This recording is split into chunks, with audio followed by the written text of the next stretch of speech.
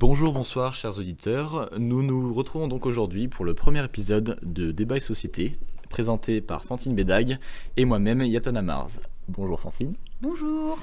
En tant qu'étudiant et donc étudiante en relations internationales à l'ILERI, nous allons vous parler aujourd'hui de la démocratie, du bonheur et de Singapour avec deux de nos camarades, Malois Bivien et Raphaël Silbert, qui présenteront leur avis sur la question dans quelques minutes.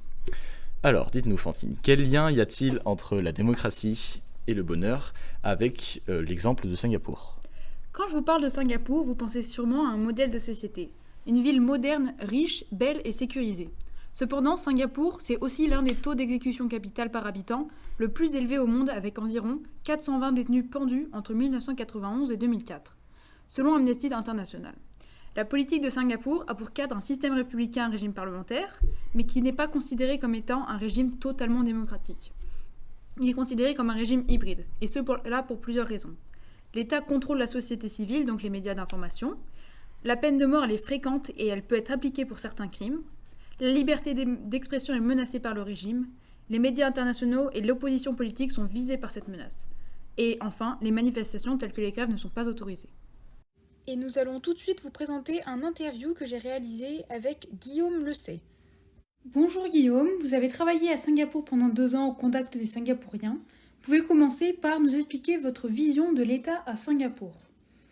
Bonjour, alors tout d'abord, le modèle politique est un modèle de démocratie, mais en réalité, dans la pratique, la façon dont il s'exprime est parfois nous apparaît, nous autres étrangers, pas vraiment démocratique. Donc on peut dire que c'est un système qui est ouvert avec des élections au suffrage universel. Il y a la possibilité d'exprimer des opinions différentes. Il y a la possibilité de faire des manifestations, de faire des États qui subvient aux besoins de la population avec le pouvoir public, les transports, etc. Et puis de l'autre, on a une population qui finalement s'est habituée aussi à cette situation. Donc en effet, il y a des situations où ils ont envie de faire des grèves ou de manifester, mais sachant que c'est pas forcément très bien vu, ils ne le font pas. Et la façon dont ils s'expriment, peut-être par la voie de la presse ou par les réseaux sociaux, est une manière un peu plus détournée d'exprimer parfois les mécontentements. Donc, en effet, il y a la possibilité d'expression, mais les gens s'auto-contrôlent parce que les rares cas où effectivement des gens ont exprimé une position très forte, ils ont été réduits au silence. De façon indirecte, on les ennuie, on les embête, on les harasse, et puis on finit par les mettre en prison s'ils continuent. Donc, en effet, les gens font attention. D'accord. Je ne sais pas si vous savez, mais en Malaisie, on peut être puni par des coups de bâton avec la loi. Vous pouvez nous citer d'autres grandes différences sociétales importantes entre Singapour et la France ? Il y a beaucoup de différences. Disons que l'organisation du pouvoir, mais aussi les stratégies de développement, les stratégies économiques, financières de la ville sont très dirigistes. C'est-à-dire que le gouvernement décide des orientations d'investissement pour l'économie singapourienne d'une façon un peu arbitraire. Et il y a moins de possibilités à des sociétés qui veulent s'installer à Singapour de le faire si ce n'est pas dans le cadre de la stratégie du gouvernement. Donc, par exemple, ils ont décidé de se développer dans tout ce qui est microprocesseurs et électronique, et donc ils ont invité les sociétés étrangères à venir, ils ont offert des avantages fiscaux, des emplacements attractifs, mais si on ne fait pas cette activité, c'est plus difficile de s'installer à Singapour. Donc c'est une façon qui est tout à fait différente de celle que l'on peut trouver en France, où il y a quand même beaucoup plus d'autonomie des institutions, des sociétés privées pour s'installer et faire leurs affaires. D'accord. Le deuxième élément, c'est que, en termes par exemple de politique, il y a un parti qui est au pouvoir, qui est un parti dominant dans la vie politique de Singapour, et disons que les candidats qui se succèdent et qui progressivement se remplacent les uns aux autres au pouvoir sont toujours choisis par le le parti. Il n'y a pas vraiment de choix de la population sur les gens qui vont représenter Singapour. D'accord. Et puis il y a également enfin, historiquement, il y a eu quand même un certain accaparement du pouvoir par une famille qui est la famille du premier président de Singapour, qui ensuite a eu son fils qui est devenu président au bout de quelques dizaines d'années. Et donc, disons que l'alternance politique n'est pas une caractéristique du système politique de Singapour, à l'inverse des modèles européens et français notamment, où les candidats quand même changent beaucoup d'une élection à l'autre. D'accord. Donc on pourrait considérer ce système plutôt comme une royauté familiale, plus qu'une... Oui, alors oui, un peu ça, oui, ou une sorte de dynastie presque. Alors on est en train d'en sortir, hein, je crois, mais à l'époque où nous y étions, on était avec le fils du fondateur de Singapour, donc on était en plein dans cet environnement un peu dynastique. Je crois aujourd'hui ça a un peu évolué, mais ça fait partie des caractéristiques du système. D'accord. Et donc pour toi, est-ce qu'une démocratie améliorerait le bonheur des habitants de Singapour ? Alors, je pense que non, en fait, pour être assez direct, pour quelques raisons. La première, c'est que, comme je disais tout à l'heure, les Singapouriens sont quelque part finis par s'accommoder de l'environnement. Et les Singapouriens, ce qu'ils cherchent, hein, c'est pouvoir survivre en paix, en harmonie. Et finalement, une grande partie des Singapouriens sont probablement assez heureux de vivre dans un environnement stable et qui subvient à leurs besoins et qui n'est pas dangereux.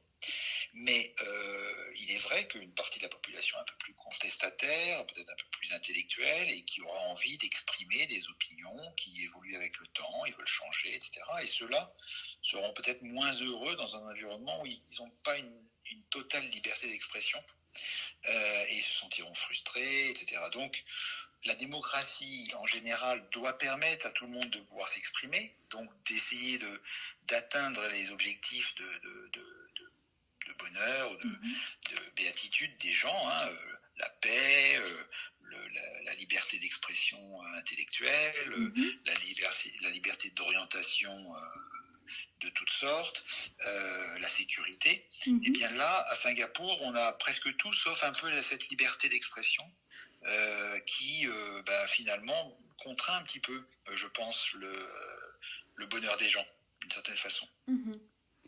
Donc ça, c'est votre avis. Est-ce que vous pensez qu'un Singapourien d'origine qui a toujours vécu à Singapour préférait vivre dans un système démocratique comme en France ?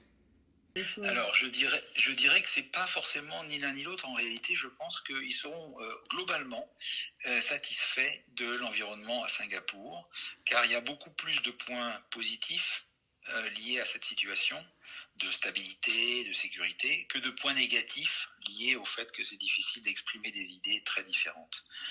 En fait, il faut faire la part des choses. Hein. Qu'est-ce qu'on gagne, qu'est-ce qu'on perd dans tel ou tel système.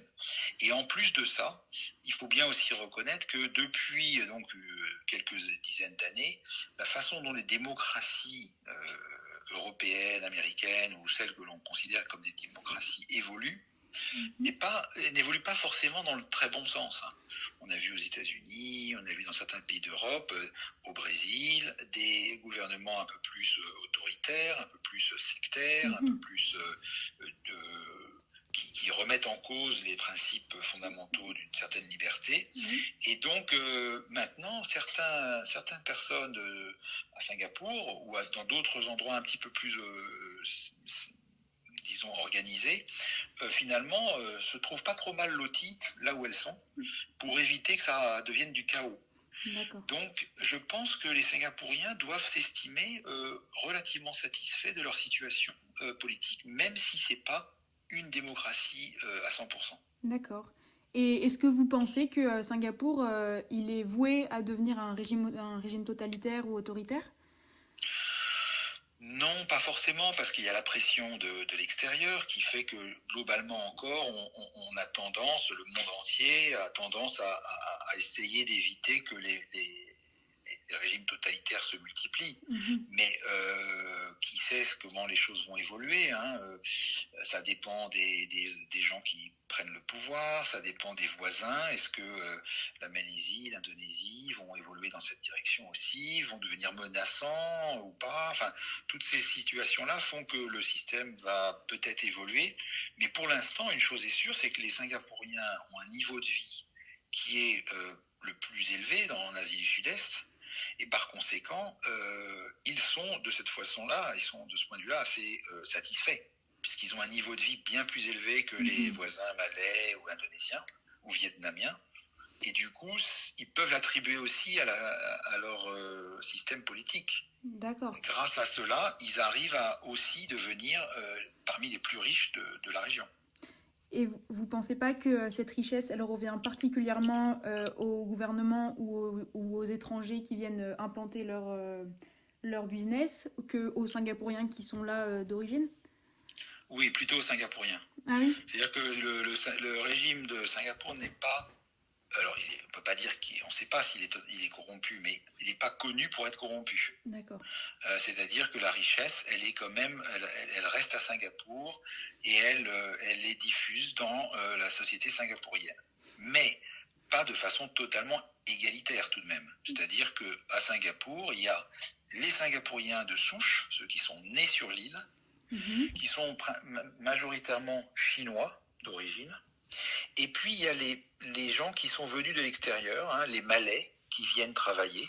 Il y a les Hindous les Indiens, qui sont venus d'Inde et qui sont aussi se sont installés à Singapour. Il y a les Indonésiens qui viennent aussi pour travailler, qui sont souvent, les Malais et les Indonésiens, considérés un peu comme des personnes de seconde classe. Donc, eux sont moins riches, mais ils gagnent plus d'argent que s'ils restaient chez eux. D'accord. Et peut-être en conclusion, est-ce que vous conseillerez à un Français qui a toujours vécu en démocratie d'habiter à Singapour?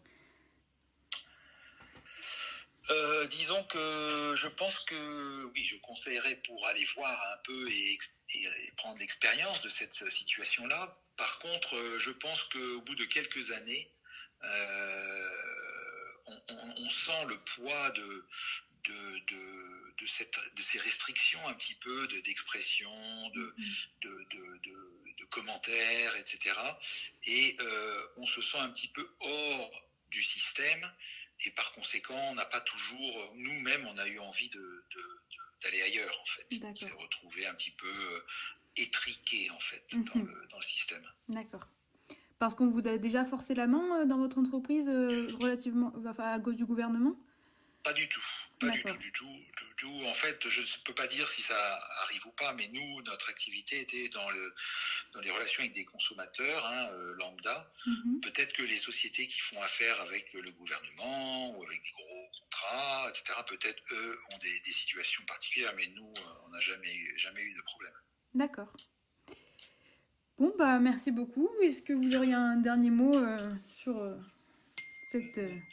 Je pense que le modèle de Singapour est un modèle qui a fait l'objet de beaucoup d'analyses parce que il est à la fois pas totalement démocratique et en même temps il a conduit à un succès assez phénoménal de cette petite île qui a été est devenue indépendante en 1965 sauf erreur et en 50-60 ans est devenue une des grandes puissances économiques de la région.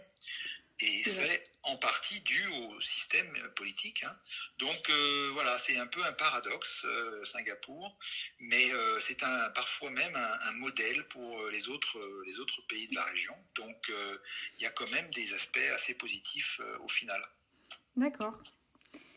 Bon, merci beaucoup de votre intervention. Et merci à vous. Bon courage.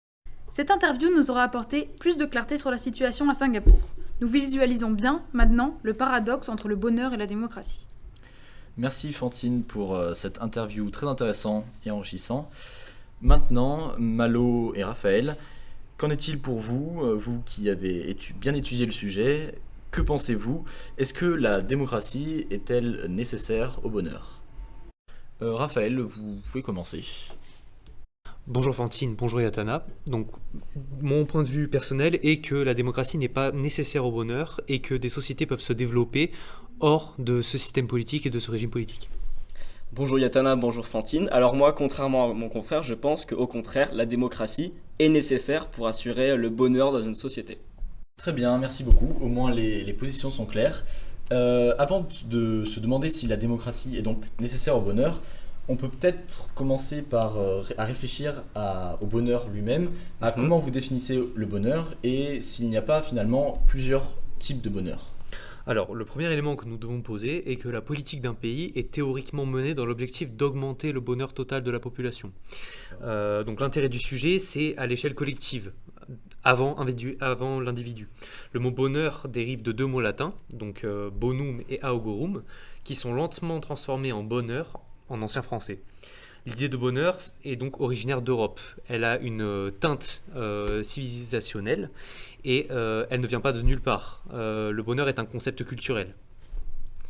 Alors comme l'a dit précédemment mon confrère, le bonheur a en fait une définition qui varie. Là je suis d'accord avec vous, on se rejoint là-dessus.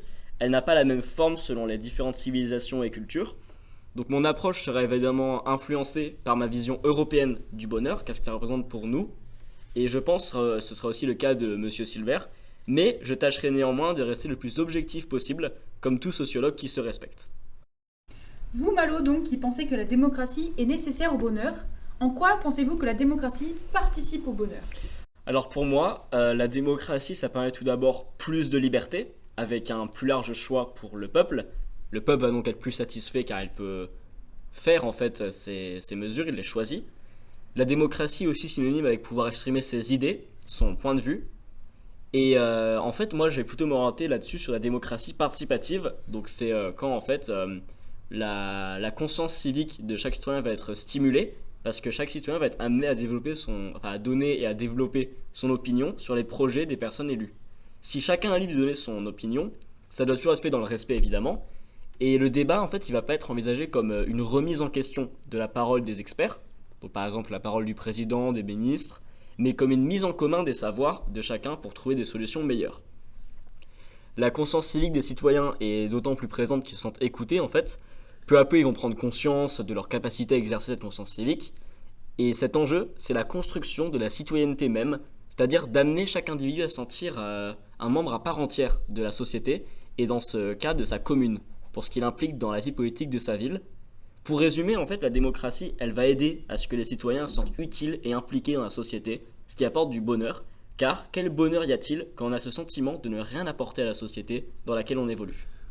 Alors j'aimerais répondre à mon confrère. D'abord sur son affirmation générale, vous vous appuyez sur le principe d'individualisme. C'est-à-dire que l'individu cherche son bonheur personnel à travers la société et sur la représentation entre l'État et inversement par rapport aux élections, par rapport à la représentation politique. Néanmoins, il me semble qu'il y a des exemples, des contre-exemples. De nombreux pays sont considérés comme hybrides avec un penchant autoritaire, mais parviennent à avoir un développement considérable, et notamment dans le domaine économique. Donc en fait, j'appuierai davantage sur le domaine économique que sur la politique elle-même. C'est également le cas en Malaisie, pas seulement à Singapour.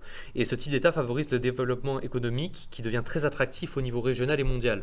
Cependant, le lien avec une démocratie totale n'est pas forcément établi. En réalité, cet entre-deux peut paraître plus efficace, notamment dans les sociétés d'Asie du Sud-Est. Donc, Raphaël, tu as évoqué plutôt la croissance économique à Singapour. Et on peut donc se demander si ce n'est pas finalement cette croissance économique qui est le facteur principal du bonheur et pas le régime politique. Qu'est-ce que tu en penses, Malo, toi ? Pour moi, je dirais tout d'abord que la richesse ne fait certes pas forcément le bonheur d'un individu, mais elle fait le bonheur de la société, en fait. Grâce à cette richesse, il y a des très bons services hospitaliers à Singapour. Le niveau de vie est élevé, ce qui fait que c'est plaisant d'habiter à Singapour, même de visiter, d'y aller en simple touriste après mon expérience. C'est un pays qui est vraiment très beau, qui est organisé grâce à cette richesse. Donc pour moi, en fait, la richesse ne fait pas un meilleur facteur que le bonheur, mais elle complémente le bonheur. Grâce à cette richesse, on va atteindre un meilleur niveau de bonheur. Donc ce que tu avances, c'est que la richesse n'est pas le facteur principal pour le bien-être d'une société si elle ne vient pas en complément du bonheur. C'est exactement ça. Très bien. Et donc, selon toi, Raphaël, est-ce qu'une société sans liberté peut être heureuse? Prenons la question à l'envers. Des États considérés comme démocratiques n'ont pas nécessairement un taux de personnes heureuses élevé. L'Inde, par exemple, qui est considérée comme la plus grande démocratie du monde, est considérée parmi les pays avec la population la plus malheureuse du monde, donc d'après Global Citizen, derrière des pays africains comme le Botswana ou le Soudan du Sud, qui ont connu des guerres civiles très récemment. Et toi, Malo, qu'en penses-tu? Alors, pour répondre à cette question, j'aimerais tout d'abord, en fait, qu'est-ce que ça veut dire sans liberté? Qu'est-ce que vous entendez par sans liberté? Car pour moi, quand je pense à zéro liberté, sans liberté, c'est pas de liberté individuelle, liberté politique, pas de choix, pas de liberté de la presse. Donc avec tous ces facteurs-là, moi je considère qu'il est impossible d'être heureux. On vit dans la crainte avec le sentiment d'être contrôlé, d'être sous écoute, que ce qu'on dit va pouvoir être un motif pour nous emprisonner. Donc c'est pour moi impossible qu'une société puisse être heureuse s'il n'y a pas de liberté, pas de choix, et que les habitants se sentent entre guillemets fliqués, j'ai envie de dire. Sauf si culturellement nous considérons que les individus ne ressentent pas le besoin d'exprimer leur avis sur la politique de leur État. Il est vrai, je vous rejoins là-dessus, que la définition de bonheur peut encore une fois varier selon les différentes civilisations. Là, c'était mon point de vue européen qui parlait. Alors j'aimerais ajouter à ça que certains individus qui viennent d'États démocratiques et avec parmi les pays les plus démocratiques du monde ont habité dans des pays avec un régime plus strict et plus autoritaire et ils vivent très bien et sont assez heureux. C'est l'exemple de la personnalité José Gelan qui habite depuis mai 2016 et qui est très active là-bas et qui a continué à habiter dans ce pays-là notamment pour sa productivité économique. Oui, mais là où je voudrais un peu vous contrer, c'est-à-dire que si on prend la liste des pays avec l'indice de bonheur le plus élevé, qui est-ce qu'on va retrouver le plus en haut à chaque fois? Des démocraties. Et qui est-ce qui sera à chaque fois le plus en bas? Pas tout le temps, il est vrai, ce n'est pas tout le temps des modèles, mais ça va être généralement des dictatures ou des pays où il n'y a pas de démocratie justement. C'est vrai. De plus, je pense qu'il n'y a pas de bon ou de mauvais bonheur. La conception du bonheur est variable. Donc, l'université Yi-Chen Li de Taïwan a fait l'hypothèse que, lié aux spiritualités du confucianisme, du taoïsme et du bouddhisme, le bonheur est plus vu comme une introspection de l'individu et elle n'a pas de lien direct en fait avec la société. Ce qui explique pourquoi les individus en Asie du Sud-Est sont moins sensibles à la présence d'une démocratie ou pas, puisque le bonheur vient d'abord d'une paix intérieure et non pas des autres. Et des libertés qui viennent avec. Exactement. Donc merci Malo et Raphaël pour votre intervention. Est-ce que vous auriez un dernier mot pour conclure cette analyse de la situation à Singapour? Alors moi, ce que je pourrais dire, c'est que il est vrai que je suis pour les démocraties, mais je sais que je connais bien le pays. Et il est vrai que même s'il n'y a pas de démocratie, le bonheur peut être atteint, mais on ne peut pas généraliser cela au reste du monde, car Singapour, ça reste un peu une exception. C'est un pays qui est petit, qui est riche, qui est au cœur de la mondialisation. Et c'est pour ça qu'en fait, la démocratie ne va pas jouer un rôle important dans le bonheur du pays.